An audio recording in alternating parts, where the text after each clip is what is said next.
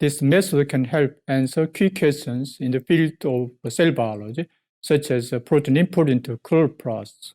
The main advantage of this technique is that protein input into chloroplasts can be studied under in vivo conditions.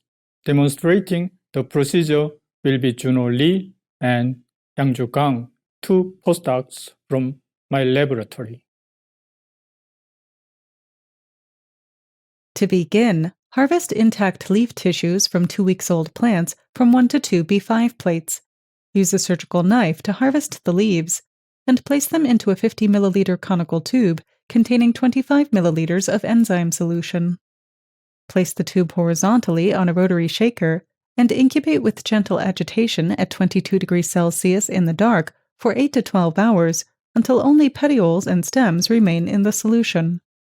After completing incubation, filter the enzyme solution containing released protoplasts through a 140 micrometer pore size mesh into a fresh petri dish.